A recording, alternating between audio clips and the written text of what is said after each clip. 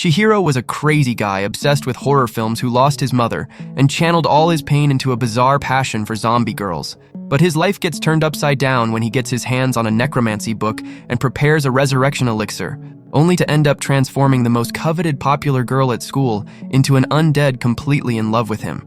The story begins with our protagonist binge-watching his favorite zombie movie and daydreaming about what it would be like to have a girlfriend straight out of the cemetery. This thing started after he lost his mother and was never the same again. To make matters worse, the only comfort he had was a stray kitten named Babu that he adopted. But then, disaster strikes again, and the famous truck of death decides to send Babu upstairs too. After burying the little cat, Chihiro is at rock bottom, fed up with losing everyone he loves, when he suddenly remembers a sinister book he found at a distant uncle's house. He runs after the thing, and flipping through the yellowed pages, discovers it's nothing less than a resurrection potion recipe. Without thinking twice, he digs up Babu's body and heads to an abandoned hotel, where he intends to bring the kitten back, even if it's as a walking dead pet. After spending days racking his brain trying to make the potion, he realizes the page with the main ingredient is completely destroyed, but you can see it's some poisonous plant, so he starts testing various ones and they all fail. Out of nowhere, he hears someone screaming outside, runs to the window and is left jaw-dropped seeing Ria letting it all out at an old well. Interested in someone else's drama, Chihiro grabs a soda and casually observes, while Rhea begs the heavens to prevent her father from taking those embarrassing photos without clothes. Rhea's old man, Danichiru, was a controlling pervert who forced the poor girl to strike weird poses with nothing on for all her birthdays to take disturbing photos. When she grew up and tried to stand up to him, the creep started going after anyone who got close to her. That's when she understood she was in a tight spot and continued subjecting herself to the bizarre poses so he'd stop making people disappear. Hearing this heavy confession, Chihiro is so shocked he drops his bottle, and Rhea finally realizes she has an audience. A few minutes later, the two are staring at each other in the most awkward atmosphere inside the hotel until Rhea begs him not to say a word to anyone and says she'll do anything in return. When she gets closer, he takes that basic peek and perfectly understands why Danichiru is so obsessed, but tries to calm Rhea down, saying she doesn't need to be embarrassed. Even so, she continues wishing someone would take her out of this world so she could be reborn into a decent life. That's when Rhea asks what the hell he's doing in an abandoned hotel in the middle of nowhere, so he tells her the whole crazy plan to resurrect Babu. When he admits it's kind of selfish of him, she counters saying it's nothing like that since Babu was practically family. The next second, Chihiro reminds her of the promise to do anything and asks if she'd be willing to be his zombie guinea pig since she already hates her own life. Rhea freezes hearing this, but Chihiro lets out a laugh because he was just messing with her. Rhea then gets real and asks if he has a girlfriend, but Chihiro shoots back that he only dates undead girls. She decides to provoke him and asks if he'd take responsibility if she became a zombie, and Chihiro turns red like a ripe tomato. Then she tells him to think about it and takes off. The next night, she shows up at the hotel again to help Chihiro out, but doesn't understand why he still hasn't finished the potion. After he explains about the destroyed page in the manual, he tells her he spent the last few days testing every poisonous plant he came across, and everything failed. Then Rhea tells him to hold on and runs off to get something. Chihiro stays there keeping busy, imagining it must be something important. Hours pass. He starts finding the delay strange and decides to investigate, only to see the crazy girl almost falling off a cliff. He flies out and manages to grab her just in time. After they get back inside, Chihiro finally scolds her, asking if she's got a screw loose because she almost kicked the bucket there. To no one's surprise, she responds casually that it wouldn't be a problem because he'd resurrect her anyway. And then Chihiro realizes the girl really isn't right in the head. He also questions why the hell she was climbing a dangerous cliff like that. Rhea explains that the flowers growing around the tree are deadly. Chihiro finds it strange because the hydrangea flower is super common. Then she explains that this flower is her family's symbol, and Danichiru always warned never to chew the leaves because they can send anyone to the other side in a matter of minutes. Remembering that his grandfather, Jogaru, lives eating those leaves, Chihiro decides to bet on Rhea because he doesn't have much to lose. Minutes later, he finishes the potion. But when he turns his back to get Babu's body, Rhea takes advantage and fills a little bottle with some of the potion in secret. After pouring the rest down Babu's throat, Chihiro waits for the miracle to happen, but soon realizes nothing happened, so he decides to call it a night. Outside, Rhea suggests trying again the next day, but Chihiro gives up and says it's not fair to keep forcing things with Babu. Rhea gets a bit sad because this means they won't be meeting anymore, but she disguises the sadness and promises to show up at Babu's funeral. When Chihiro is leaving, he notices she injured her ankle, so he does what any decent guy would do and carries her in his arms like she weighs nothing. while she melts like a girl in love. After putting her in the back seat, he drives to her family's mansion, but she asks him to stop earlier and says she uses a secret path to get in and out. Chihiro then says goodbye, and Rhea enters secretly, having no idea that Danichiro was watching the whole time. As soon as she gets to the back door, he appears and knocks her out with a slap that must have echoed through the whole neighborhood. Much later, Chihiro decides to prepare Babu's final burial, but at the same time, his hot cousin named Ranko is taking a bath in the bathhouse next door. She hears him messing around there and sticks her head through the window to ask where he's been, but he almost has a fit seeing his cousin half naked and asks what she's doing there. After remembering she shows up there whenever she wants, they go up to his room and she gets dressed before demanding an explanation for why he's been disappearing alone for days. Chihiro quickly makes up a lie about going on solitary walks, but Ranko doesn't buy it and says he only started disappearing after what happened with Babu. When she sees the cooler, she grabs the thing and tries to open it by force while he tries to stop her. Suddenly, Babu jumps out and runs off into the night, leaving Ranko in shock while Chihiro celebrates because the potion actually worked. Meanwhile, Rhea is going through the worst moment of her life because Danichiro decided to take her out of school after almost demolishing her face. But instead of crying herself to sleep, she decides to end the suffering and downs all the potions she saved before throwing herself on the bed waiting to kick the bucket. The next day, she wakes up all confused because it didn't make sense to be alive after drinking so much poison. She quickly gets ready for school and sits with her parents for breakfast. When her mother Arya asks why she tried to run away, she makes up a lame excuse to avoid telling the truth. But Arya only cares about how Rhea's antics harm her image as the school's director. Danichiro holds Arya back before she raises her voice at Rhea, but then she gets up and leaves without eating anything. Danichiro takes the opportunity to apologize for the beating, but Rhea tells him to save his words because she's already accepted it as a consequence of having disobeyed. Hearing this makes the pervert's heart beat faster, so he holds her face and says only he can truly protect her. At this moment, he notices the uniform and reminds her that now she'll study at home. When the butler arrives to talk to him, Rhea leaves but keeps her ear on the conversation. That's when she discovers the two are planning to literally castrate Chihiro. While all this drama unfolds, Chihiro is over the moon with happiness for having resurrected Babu. Ranko, on the other hand, is terrified thinking he may have unleashed an apocalyptic plague, but when she sees his little sister Mero is cool with everything, she asks why. Mero then confesses she never believed her dumb brother was capable of making a zombie cat. After Chihiro tells the two to focus on the fact that he discovered the secret of eternal life, Ranko points to Babu's cadaverous look. When Chihiro says the cat just needs some adjustments, Ranko gets genuinely terrified and tells the obsessed lunatic he may have turned the Walking Dead into reality. Chihiro finally starts to understand the mess he created. But just then, Babu runs off. Chihiro dashes after him, and when he sees Ranko also coming along, tells her to mind her own business. Ranko counters that she's only protecting him because he clearly doesn't have enough neurons to make sensible decisions. At this moment, Babu enters a manhole, so Ranko stops thinking the chase is over, but Chihiro goes in after him. At the same instant, Rhea escapes from home again to save Chihiro from Danichiro, and Arya, who was watching her all this time, decides to go waste her father's time. Meanwhile, Ranko just entered the manhole after Chihiro, but ends up getting stuck. So Chihiro continues following Babu until they reach the abandoned hotel. While he's wondering why Babu seems to have some connection to this place, his school friend Yasuda accepts he'll never get anyone in this life, so he decides to go after another friend named Mogi. Luckily, Rhea shows up just in time to spare his eyes from this traumatizing scene. But when she asks about Chihiro, Yasuda freezes in shock, not understanding how she knows the guy.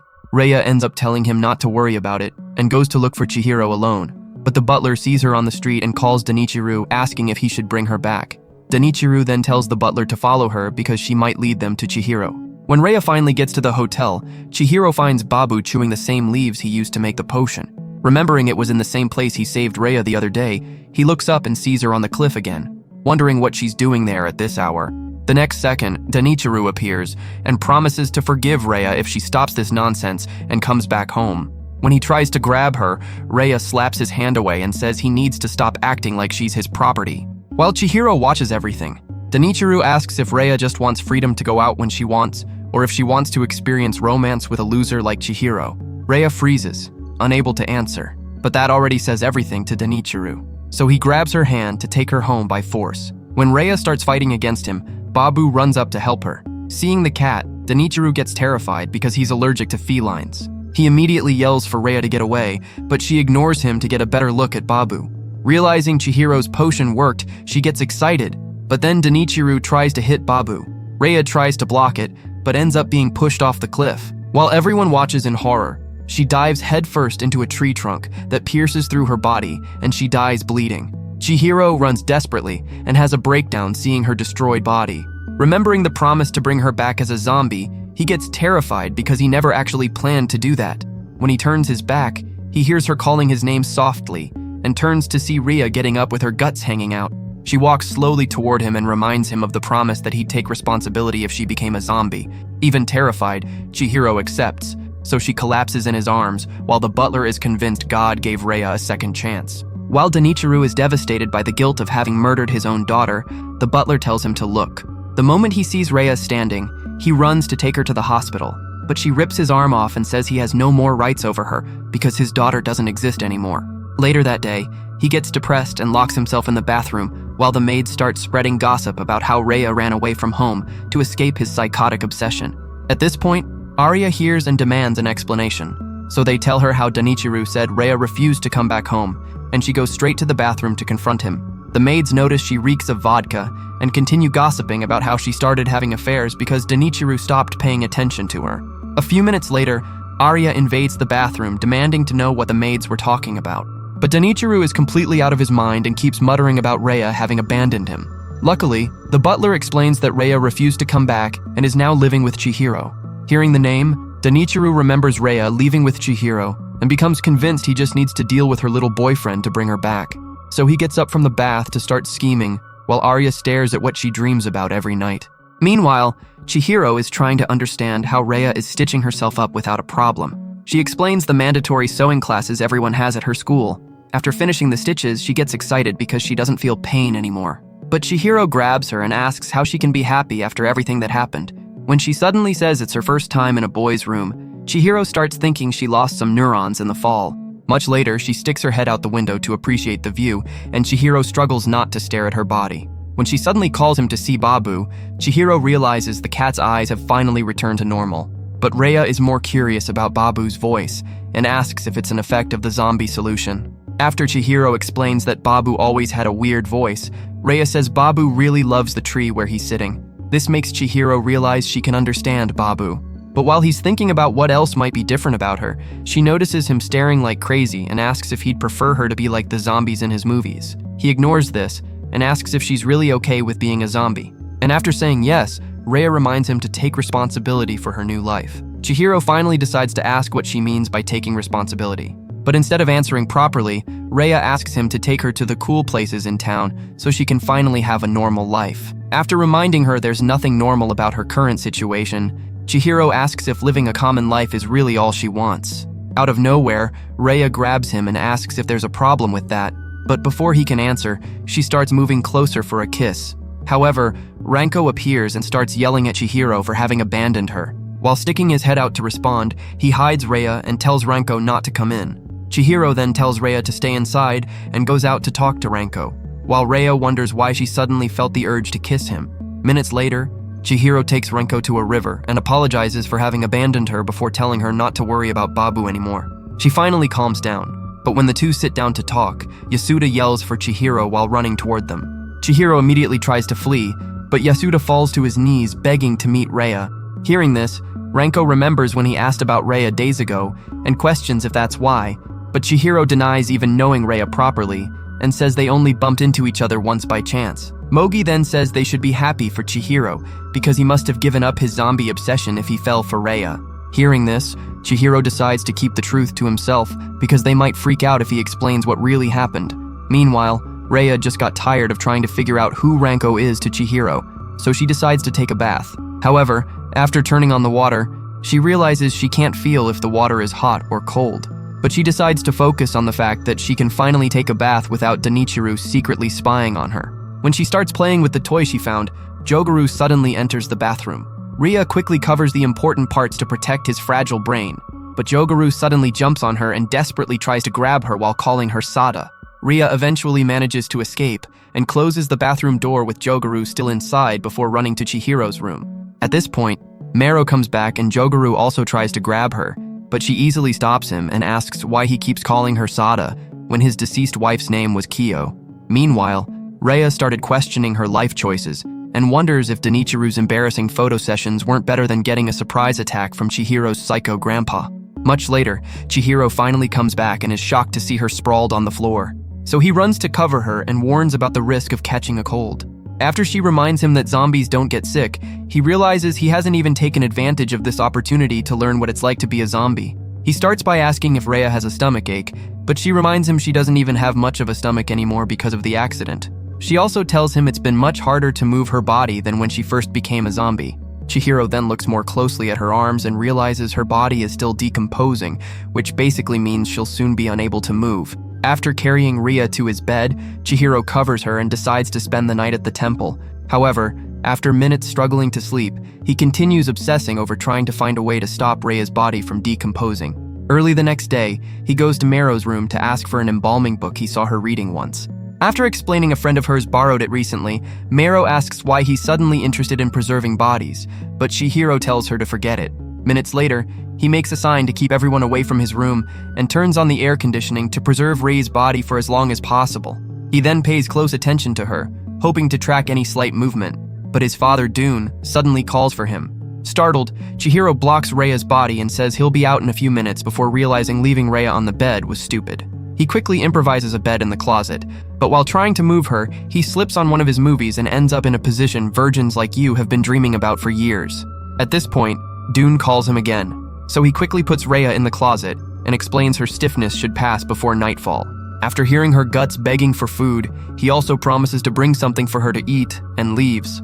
Minutes later during breakfast, Jogaru confuses the tofu with something else, so Dune explains what it tastes like to help him remember. Chihiro, on the other hand, starts thinking about Rhea's desire to have a normal girl's life. Curious, he asks Mero what it's like to be a normal girl, but Mero gets confused by this and asks if he slept properly. Once again, Chihiro tells her to forget it to avoid looking suspicious. At the same time, Ranko, who just made a delivery at Rhea's house, sees a girl named Helen crawling out of a nearby bush. Helen explains she wanted to find out why Rhea stopped showing up at school, but Ranko is already tired of talking and tells her to try using the doorbell instead of acting like a stalker. She then leaves, but Helen follows her and keeps talking non-stop about how incredible and hot Rhea is. Eventually, Ranko gets tired of hearing an obsessed fan and ditches her to hopefully find someone better to talk to.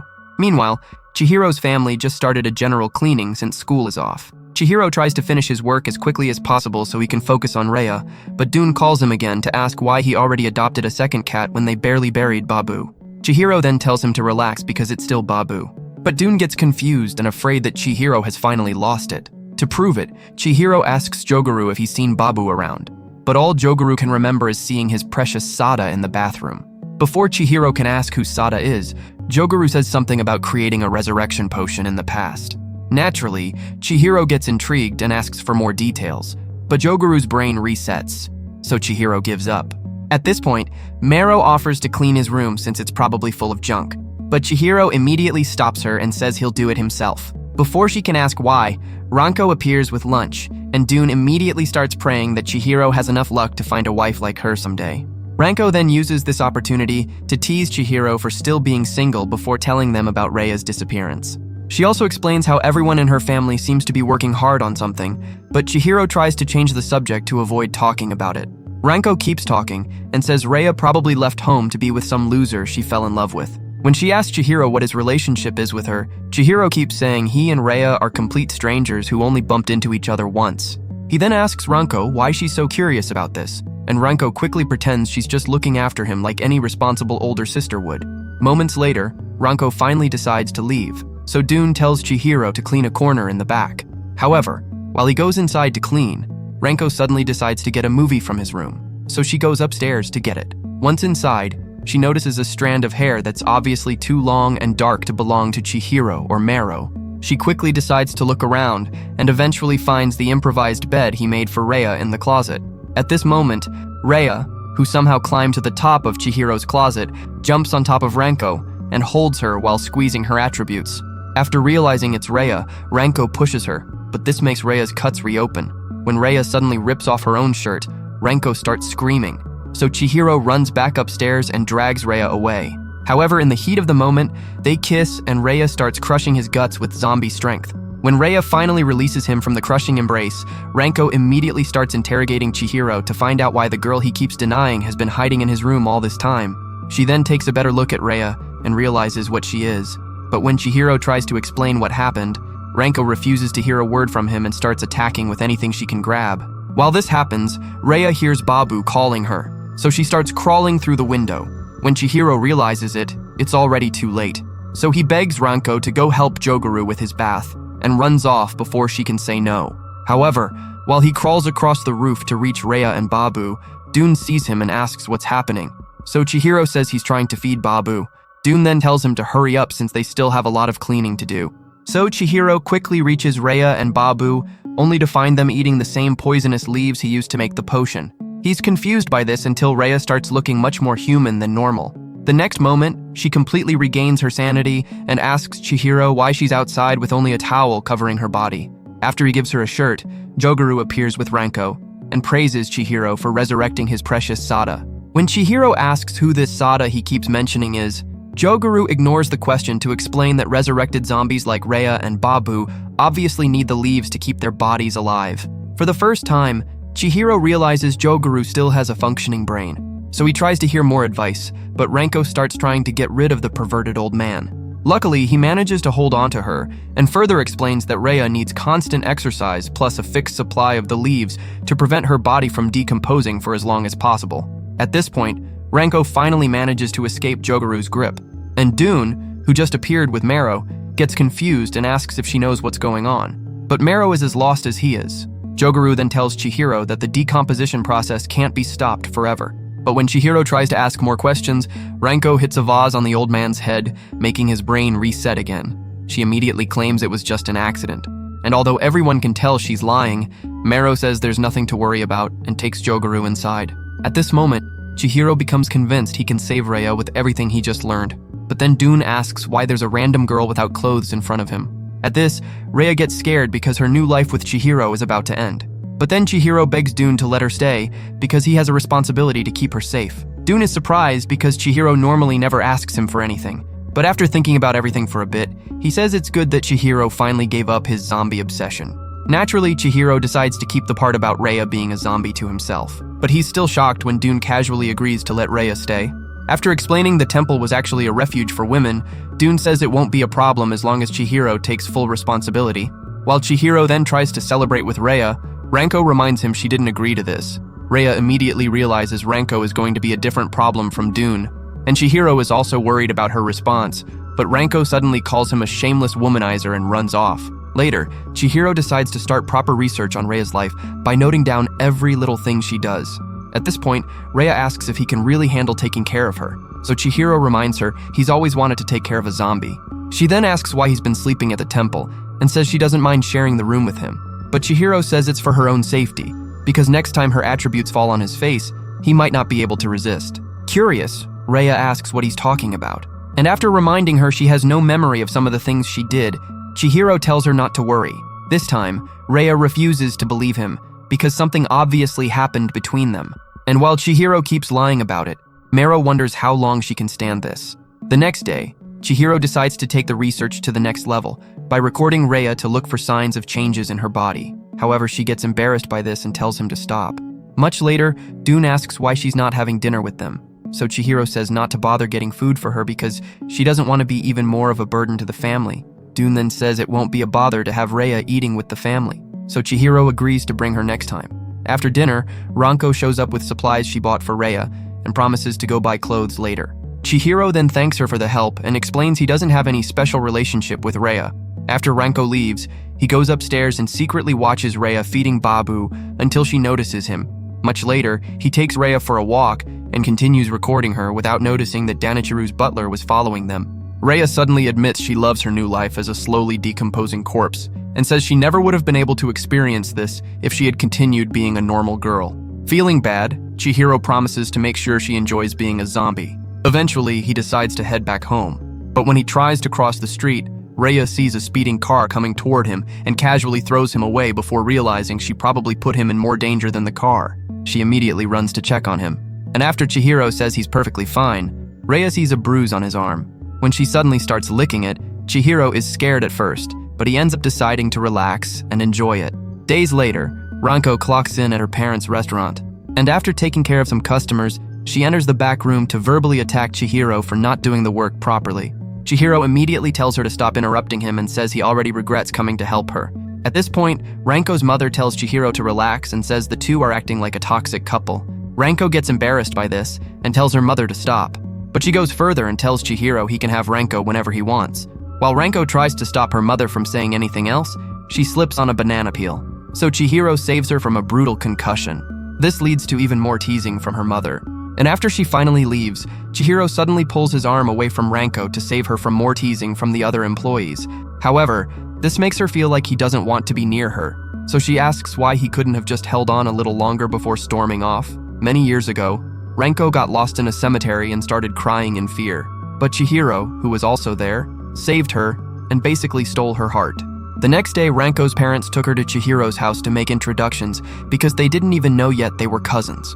Realizing this, Ranko got excited and wanted to spend the day doing things Chihiro likes. But after watching some of his favorite zombie movies, she was traumatized and upset after realizing he didn't even care about her feelings. She eventually suggested they go play outside like normal cousins, but Chihiro refused, saying a screen was all he needed to have fun. Ranko immediately turned off the television and said he had no choice because she had already forced herself to watch his weird obsession with scary zombie movies. Chihiro agreed, but as they walked together a few minutes later, Ranko kept trying to find new hobbies that might interest him because all Chihiro wanted was to talk about his love for zombies. As the day went on, Ranko's butterflies in her stomach started to disappear because she began to realize her Prince Charming was just a lonely weirdo. When a bunch of other locals started making fun of Chihiro for being a loser, she hoped he'd finally stand up for himself. But Chihiro almost lost control of his bladder and ran to the cemetery for comfort. This made Ranko realize the only reason he wasn't scared the other day was because his mother's grave is there, and he loves the idea of zombies coming out of coffins. When they eventually got back home, she had already gotten over her feelings for him and wanted nothing more than a quiet ride back while her mother talked to Dune. Minutes later, they got in the car, and her mother asked if she enjoyed the date, but she was already tired of talking and just wanted to leave. Back to real time, they just left the restaurant to make deliveries. But Chihiro quickly gets tired of carrying everything. So he asks Ranko why she's not helping. After Ranko says it's because he spent the whole day doing almost nothing in the kitchen, Chihiro asks why she's even helping him since she clearly doesn't want to be there. Ranko then explains that his whatever attitude is obviously going to scare customers away, as if that were the only reason she wanted to come along. Minutes later, they arrive at Chihiro's house and Dune immediately tells him to stop complaining before thanking Ranko for bringing the food. Much later, they arrive at the last two deliveries of the day, but Chihiro keeps complaining about how hard it is. So Ranko asks why he's always against the idea of helping her. Chihiro then remembers he now has to take care of Rhea, and after he claims they're still just friends, Ranko starts teasing him about it. At this point, Yasuda appears and asks, completely freaking out because Chihiro is already laughing with another hottie while he still settles for himself every night. Yasuda immediately starts asking a bunch of questions, hoping to learn his tricks to become a stud. Meanwhile, Ranko remembers she met Chihiro at this exact location 2 years after their first encounter. At that time, he had just moved to the city with his family, so her mother decided to invite Chihiro on a date. At the time, Ranko had already gotten over her feelings for him, but still wanted to make things work between them, so she tried to play with him outside again. As expected, Chihiro only wanted to watch his stupid zombie movies, so Ranko decided to leave him alone to avoid catching any of his weird vibes. However, after she left the room, her mother convinced her to take Chihiro to the video store to find something to watch together. For some reason, Chihiro got excited, and Ranko thought there was still hope for their relationship. But when they got to the store, she realized he was only excited to find a new zombie movie. At this point, the store clerk scared her and quickly helped Chihiro find the new zombie movie he wouldn't stop talking about. After that, Ranko tried to tell him about a new series she had started, but Chihiro didn't pay any attention because he could barely wait to watch the movie. This made Ranko get fed up, so she grabbed the movie and went to return it. Chihiro immediately tried to stop her, but a psychotic stray dog suddenly appeared and started barking at Ranko, so Chihiro found a place to hide. However, after seeing the animal was about to make mincemeat out of Ranko, he manned up and grabbed a metal pipe to scare the animal away. This reignited the spark Ranko felt for Chihiro. So the two went home holding hands, and she finally watched a zombie movie without bugging him. Back to the present, they just finished the last delivery. So Ranko tells Chihiro to go home because there's probably nothing else to do at the restaurant. However, when he turns to leave, she suddenly pushes him against the wall and leans in for a kiss. After controlling herself, she tells him to stop freezing when girls try to take advantage of him. Before he can respond, she runs off and thinks about the way Rhea kissed him until she reaches the edge of the street and decides to stop running from her own feelings. Later that night, Rhea finally decides to join Chihiro's family for dinner for the first time, but this idiot decides to turn it into an incredibly embarrassing experience by recording her attributes. Rhea eventually tells him to stop, but he insists he needs to do this to track any slight change in her body. Luckily, Dune tells him to stop, so Chihiro puts down the camera and joins them at the table. Dune then notices Rhea has only been eating grass the whole time, so he asks if she's some kind of hardcore vegetarian. Before she can answer, Joguru freaks out because he apparently forgot shellfish are edible. Mero then decides to give him a quick lesson about food again. After dinner, Chihiro resumes research by obsessively staring while she tries to enjoy the illuminated night sky. At this point, Babu comes back and vomits a ball of the leaves the two eat to stay alive. Chihiro quickly grabs the camera, thinking Rhea will also vomit a leaf ball, but she gets embarrassed by this. However, Chihiro still insists he has to keep filming her. So Rhea decides to let him continue on the condition that he does anything she wants tomorrow. Chihiro easily agrees to this only to regret it the next day when she drags him on a shopping marathon. After ages browsing through stores, Rhea finally finds something cool, but gets upset because Chihiro hasn't been paying any attention to her. He then asks why she can't just decide and get something, so she explains how important it is to choose the right thing. She also reminds him it's her first time shopping, but he still tells her to hurry up so he can continue the research. After checking if the sun is strong, Chihiro wonders if this affects how fast her body decomposes. At this moment, he realizes Rhea had to go through a horrible accident and a zombie transformation just to experience the most basic girl things. While he starts feeling bad for not caring, Ranko goes to a public bathhouse to wash up. While doing this, she remembers the confession about Chihiro and wonders if he'll ever feel the same about her. Minutes later, she decides to check her weight and suddenly gets irritated thinking about what Rhea is probably doing with Chihiro right now. At this point, Mero enters with a bunch of friends and is surprised to see Ranko not making deliveries, so she asks if the restaurant was closed. After explaining there just wasn't much to do, Ranko asks Mero why she brought her friends to a bathhouse, and Mero gives exactly the same answer.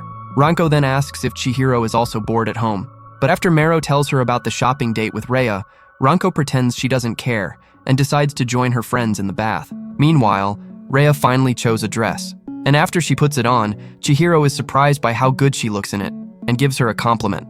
On the way out, she notices a shopping bag in his hands and asks what it is, but Chihiro tells her not to worry. At this moment, a spy who has been following them all this time calls Danichiro to say they're in position to execute his plan. However, Danichiro tells them to keep following Rhea for now. Minutes after this, Rhea gets intrigued by a haunted house prop, so she tries to ask Chihiro's opinion only to see Chihiro almost shit himself in fear. She immediately starts laughing at him because he says he's a horror fanatic, but Chihiro explains haunted houses are much worse than the movies he watches. Moments later, Rhea puts her head on a table to rest. So Chihiro takes the opportunity to tell her about a special jacket he found that should keep her body cold and preserved because you can fill it with ice. Seeing he thought so much about helping her, Rhea gets emotional, but realizes she can't even produce tears anymore. However, she promises to help him with zombie research whenever he needs it. Meanwhile, Danichiro has completely lost touch with reality and is totally obsessed with bringing Rhea back home so they can resume the bizarre birthday photo sessions. The next moment, she gets hungry, so Chihiro decides to go get food for himself while she eats the poisonous leaves. As soon as he leaves, Danichiro's henchmen decide to grab Rhea. But when they get close enough, Yasuda appears and suddenly starts talking to Rhea as if they were best friends. Naturally, she gets confused and wonders who the hell this weirdo is. So Yasuda reminds her of that time she was looking for Chihiro and asks for his help. Then he asks if she wants to go shopping with him. And while she thinks of a way to escape this crazy guy, Danichiro's henchmen get frustrated because they thought Chihiro was the only guy she knew. In the end, they decide to keep following Rhea. But when Yasuda suddenly grabs her arm and runs off, they get worried thinking he realized they were stalking her. So they agree it's impossible for a brainless nobody like him to have figured out their perfect plan. Meanwhile, Yasuda tries to make Rhea sit on a bench with him like a couple, but she refuses and says she doesn't like being in the sun. Even so, Yasuda keeps trying to impress her with that nerd talk, but the henchmen get tired and knock his brain out before grabbing Rhea. Luckily, her zombie strength makes it impossible to subdue her. So she keeps fighting and screaming for help until Chihiro returns to the table and hears her yelling from the courtyard. He runs quickly and sees Rhea ripping an entire bench from the ground and swinging it to fend off the henchmen. Chihiro then yells her name, so she runs into his arms and explains what happened. When Chihiro asks who sent them, The guys decide to kidnap him instead and succeed because Chihiro has the physique of a matchstick. While driving away, they call Danichiro asking if they should send Chihiro to the afterlife. But Danichiro tells them to bring Chihiro back so they can finally have a private chat about Rhea. Days before this, Mero was outside cleaning the house when Dune decided to leave and told her not to bother saving dinner for him. He also said the same about Chihiro because he'd probably make something for himself and Rhea. After saying he felt proud of Chihiro for finally taking responsibility for one of his decisions, he left. Mero then went up to Chihiro's room to see if she could help with anything. But after seeing he was already deep into zombie research, she went to her room and spent most of the night writing. The next day at school, a friend named Shinoda brought a newspaper about zombies to prove to Mero that zombies had become part of society. Another friend named Miko said it was impossible because they would have heard about it everywhere. But Shinoda insisted it was true and said the government was obviously trying to hide it from the public. When Miko said they needed to see at least one real zombie to believe it, Shinoda agreed and said there was actually a zombie very close to them. Miko immediately asked if it was Mero, but Shinoda told her to stop that craziness because it was obviously the art teacher. Days before that, Shinoda had forgotten something in the art room after school. So she went to get it and saw teacher Yamaguchi feeding a creature in her bag while also chewing a huge piece of raw meat. Hearing this, Mero immediately remembered the day she arrived early at school and saw something moving inside teacher Yamaguchi's bag. With this, Shinoda insisted she had to be a zombie and said they needed to find proof. After school that day, they all stayed behind in the art room waiting for teacher Yamaguchi's secret feeding session. As Shinoda predicted, she actually showed up with the same bag. But when she was about to feed whatever demon she carried inside it, the girls accidentally knocked down some statues. The next second, they were all in her car because she obviously needed an explanation for their actions. After minutes of awkward silence, the girls finally asked why she was carrying an alligator to school. So teacher Yamaguchi explained it was actually her pet, and she simply couldn't leave it home alone all day. Shinoda then pointed out the fact that she had lost a lot of weight recently, and Yamaguchi explained that the raw meat she had eaten the other day was apparently causing digestive problems she never anticipated. The next day, they all decided to resume the zombie investigation because Shinoda was still convinced The Walking Dead was based on real-life events. This time, Miko claimed to have the perfect lead because she had apparently smelled rotting meat while walking home earlier that week. As expected, she decided to follow the smell and eventually found a trash compactor with bones.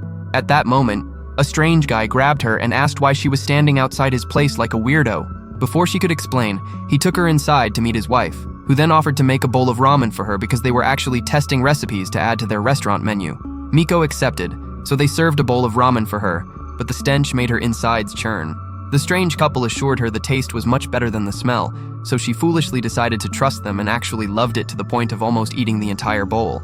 After hearing this useless story, Shinoda asked how this helped them find a zombie. So Miko explained that zombies could also be attracted by the smell of bones just like she was. Much later, they all went to the playground to relax, and Shinoda said she'd never stop looking for zombies because she knew they existed. The next moment, Mero admitted she actually had a zombie living at her house. After a brief moment of shock, Shinoda told Mero to stop lying because there's no way she'd been living with a zombie all this time. Mero then promised it was true, so Shinoda said they had to expose Rhea to the world. However, Mero stopped her and said her family's temple had a strict privacy policy, which means they couldn't just barge in and expose Rhea's existence. Shinoda then asked what it was like living with a real zombie and hoped Mero would say Rhea was obsessed with brains. But after Mero explained how Rhea only wanted to eat grass and live a normal life, Shinoda was shocked again and wondered what kind of zombie hated eating brains. Unfortunately, Mero also had no idea why Rhea wasn't a bloodthirsty monster, since Chihiro was responsible for everything. So Shinoda stopped asking useless questions. After that, they started walking home, and Shinoda suddenly said Mero's mother should stop him from keeping Rhea all to himself. Miko then reminded her that Mero's mother had already passed. So Shinoda apologized for being insensitive, but Mero said it was fine. Later, she made a quick stop at the market and finally went home. But after seeing Ranko and Chihiro were having their usual argument, she decided to visit her mother at the cemetery. Once there, she saw the snacks Chihiro had left and realized he might not be as lost as she thought. After she also left food, Rhea appeared and said she also wanted to give Chihiro and Ranko some space. When she suddenly apologized for invading their lives, Mero said it was fine. Rhea then praised her for always being so independent and offered to help with some of the household chores to make things easier for her. Mero didn't respond, so Rhea got closer to ask again. But then Mero suddenly felt like she was talking to her mother again. As she started blushing, Rhea thought she had a fever, But after trying to feel her temperature, she apologized to Mero because she couldn't tell if her skin was hot or cold. This also triggered a memory from the past about Mero's mother, so she called Rhea mom by accident. She suddenly got embarrassed and tried to run, but slipped and hurt her ankle, so Rhea carried her back home. The next day, Shinoda finally saw Rhea and decided not to expose her because she seemed so kind and peaceful.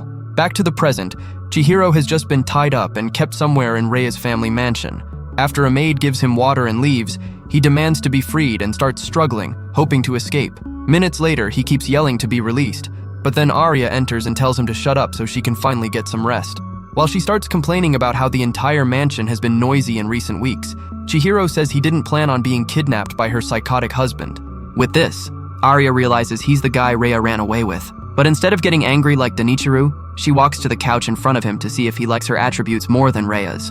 She then asks if he's already hooked up with Rhea, but Chihiro is shocked by how casually she talks about inappropriate things and acts like he doesn't know what she's talking about. Arya notices this and tells him to stop pretending because there's no way he hasn't tried to make out with Rhea.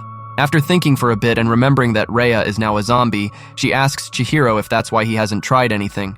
But he's disappointed because a good mother shouldn't be so eager to hear that her daughter is hooking up with some zombie-obsessed loner. When he asks Arya why she doesn't seem to care about Rhea, Arya says it's because she's actually not Rhea's mother. She further explains she's Danichiru's second wife. And when Chihiro asks why Rhea never said anything, she tells him it's a well-kept secret within the family. The next moment, Arya decides to tell Chihiro how she ended up with a husband who acts like she doesn't exist. Years ago, she was hired as a maid for Danichiru. But unlike the normal maids working at the mansion, she and a bunch of other attractive girls were hired as maids because his family wanted him to choose a wife among them. Unfortunately, Danichiru always rejected all the girls they hired for him. So when Arya showed up, the girls told her to give up because they had started to suspect he actually preferred men. Hearing this, Arya told the girls he simply didn't like them and deluded herself thinking she was the special princess who would manage to marry him and live happily ever after. Barely a few days after she showed up, Danichiru started noticing her and ended up calling for her whenever he could. However, he only treated her as decoration and never tried anything despite all her efforts to show her attributes in his face. As a result, she also started believing he preferred other men. One day, his family organized a fencing tournament to raise funds for people with disabilities, and Danichiru, who was already a professional in the sport, easily defeated all opponents. However, after the last duel, he got irritated with the opponent because it became clear he was intentionally playing weak to let Danichiru win. After learning his parents had bribed the other players, Danichiru freaked out and was upset for the rest of the event. Much later, everyone started leaving. But then, a girl in a wheelchair returned Danichiru's glove to him and said he was wrong to let emotions dominate him. A few days after that, he proposed to her, and as expected, his family members completely freaked out. They weren't going to let the family heir marry a stranger who couldn't even stand on her own. But Danichiru had decided. When they tried to force him, he decided he'd rather give up his inheritance and the family name too, because nothing would stop him from marrying her. He also refused to accept any form of disrespect toward her. So his family eventually gave in and had no choice but to accept the marriage. However, soon after getting married, she got pregnant with Rhea and lost her life during childbirth. Danichiru fell into a deep depression after that and refused to talk or eat, hoping to at least reunite with his one true love in the afterlife. Arya refused to accept this and started taking care of him every day until he finally started talking again and somehow overcame the depression. Since Arya had been the only person taking care of him, Danichiru decided to marry her, and she thought it was finally her turn. However, Danichiru never invited her to his room after the wedding and didn't even look in her direction for years. After hearing all this, Chihiro's virgin mind fails to understand why she's so irritated since she got what she wanted. So Arya explains that married women love having intimate moments with their husbands, but she didn't even have the luxury of a good kissing session. At first, she accepted the fact that Danichiru was just a grieving man who wanted someone to take care of him. But the fact that he made her feel so isolated in the family is the main reason she drowned herself in drink and hooked up with anyone who looked in her direction. At some point, she thought it would be a good idea to make an effort with him, so she suggested going on a honeymoon. But all Danichiru cared about was taking Rhea along, so Arya ended up alone on her own honeymoon. Despite all the glaring red flags Danichiru was showing in her face, Arya still believed she could steal a little place in his heart until the day his butler told her to give up on having a romantic relationship with him. She was surprised hearing this and thought he was just trying to intimidate her, but then he took her to the office and pushed some books to reveal a secret spy hole. After looking through it, Arya saw Danichiru preparing Rhea for one of those sick photo sessions he looks forward to every year. With the horrible past finally complete, Arya suddenly offers to give Chihiro a taste of her attributes if he wants. But Chihiro just wants to go home and record Rhea's attributes. When Arya tries to get a kiss from him, he falls backward just to avoid her, and Arya starts crying compulsively while cursing the world for being unfair to her. At this point, Babu appears, so she grabs him, thinking she can at least get attention from a cat. But Chihiro crushes her hopes again by explaining Babu is a zombie. At this point, a maid appears to take Chihiro to Danichiru, and while he starts rambling about knowing his rights, Arya tells the maid to be grateful Danichiru finds her useful. At the same time, Rhea takes a taxi to her house because she just found out Danichiru is behind everything. Meanwhile, Chihiro is thrown into a dark room and wonders where he is, until photos of Rhea start lighting up. He quickly realizes this is Danichiru's special place, and Danichiru finally appears to thank him for taking care of Rhea. He then states his love and obsession for her only grew stronger after she became a zombie, but he also promises to make Chihiro pay for making Rhea leave him. Minutes later, Danichiru has the maid push Chihiro through a dark corridor, and this makes our boy think his days are numbered. So he asks for a bathroom break, hoping to use this as a chance to escape. The maid then tells him to empty his bladder in the chair if he really needs to go, so he calmly accepts he's really about to meet his mother in the afterlife. Danichiru then promises not to torture him before opening a door to the fencing dojo, where he met Rhea's mother for the first time.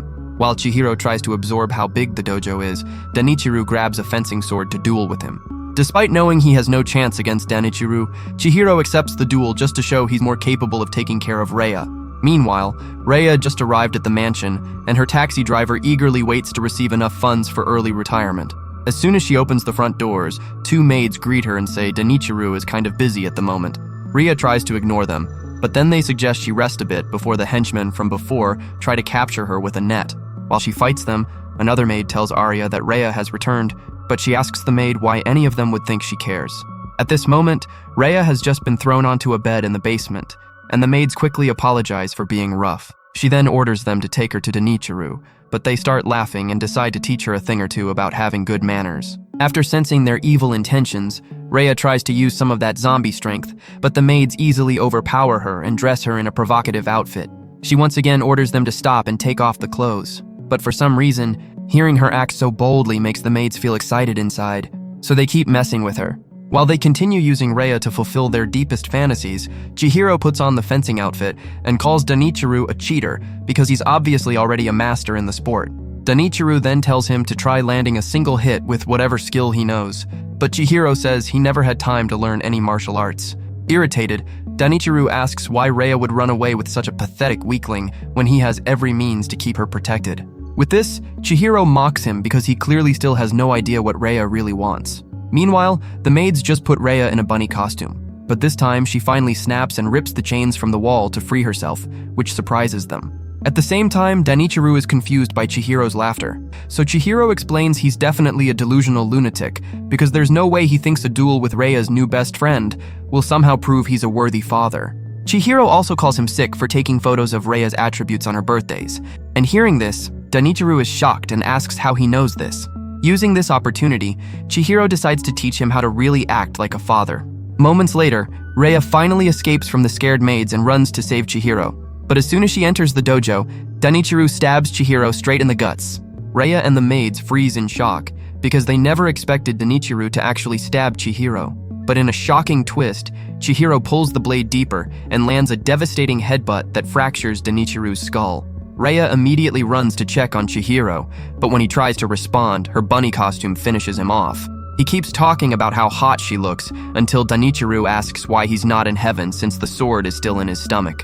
Chihiro initially thinks it's just adrenaline, but after remembering the night Rhea treated his wounds with her tongue, he realizes her saliva must have given him some of that zombie strength. Frustrated, Danichiru grabs the next sword to finish off Chihiro, but Rhea runs and blocks the attack before telling Danichiru to stop. For some reason, Danichiru is surprised she's preventing him from eliminating her best friend, so he asks why she's interfering despite knowing he's doing this to make her happy. He further explains that while Chihiro is too broke and weak to protect her, he's already secured a flight out of the country so they can start treatment to restore her humanity. To his greatest shock, Rhea tells him to shove the plane tickets where the sun doesn't shine because she'd rather live a short but happy life with Chihiro than remain miserable with Danichiru. Totally devastated, Danichiru asks Rhea if the little freedom she currently enjoys with Chihiro is worth rejecting everything he's done for her. At this point, Chihiro grabs him and asks if he's ever stopped to ask Rhea what really makes her happy, instead of simply assuming he knows what's best. Hearing this, Danichiro thinks about all the times he refused Rhea's requests over the years and finally realizes he made her unhappy. Seeing he's finally accepting his flaws, Chihiro decides to stop criticizing him and also admits he doesn't have everything Rhea needs to easily experience the common life she dreams of. After he asks Danichiro to help with the important things, Danichiro asks Rhea if she really prefers being roommates with a broke zombie addict instead of living in a mansion with her weird dad. To no one's surprise, she says yes, so Danichiro decides to let her keep living with Chihiro, but he insists it's only until he finds a permanent cure for her condition. At this point, he grabs Chihiro and promises to end him if he even thinks about doing anything with Rhea. After he leaves, Chihiro tries to act like he's never desired anything with Rhea, but then the adrenaline wears off and he suddenly passes out. Much later, Danichiro takes off in his private jet to start working on a cure for Rhea, while Chihiro wakes up in bed and sees all the worried faces looking at him. Seeing Rhea's provocative outfit, he completely ignores everyone to enjoy her beauty, and she explains the maids made her wear this because they knew he'd like it. He immediately tries to mentally applaud her, but Ranko bursts in and dives into his wounded body while frantically asking if he's okay. After he says she definitely made everything worse, she apologizes before asking how he got hurt. At this point, Rhea takes the blame and tries to apologize for putting him in danger, but Ranko stops her from saying anything else and suddenly claims she's Chihiro's fiancé. Chihiro immediately denies this and thinks Ranko has finally lost it. But then she reminds him of the time he agreed to marry her when they were at a playground. Chihiro says he obviously wasn't serious and keeps denying it until she tells him not to worry because she was just kidding. However, while she continues checking on him, Rhea starts feeling bad for Ranko because it's now clear she has feelings for Chihiro. Days later, Chihiro starts questioning his decision to take care of Rhea. He wonders if Danichiro was right about him being a useless loser, but he decides to focus on the fact that he's finally living with a sensational hottie like he always wanted. Much later, during dinner, Jogaru loses common sense again and forgets onions are edible. So Mero explains to him. At this point, Dune asks Mero what she made for Rhea. So Mero reminds him Rhea only eats grass. Dune gets confused and asks how she can survive only on poisonous leaves. But this makes Rhea uncomfortable, so she offers to go back to eating alone in Chihiro's room if her poisonous diet is too much for Dune to handle. Hearing this, Chihiro tells Dune to stop asking a bunch of questions every time they're having dinner. But Dune states he was just curious and wanted to know why she couldn't eat normal food. Suddenly, Jogaru lunges at Rhea, trying to grab her, but Chihiro knocks him out and tells Rhea it's perfectly normal for Jogaru to act like this. Dune also apologizes for how strange their family can be sometimes, but Rhea states she's perfectly fine with it. However, after dinner, Chihiro keeps thinking she's getting tired of the toxic life she's experiencing with his family, so he takes her to a cool spot under a bridge to talk.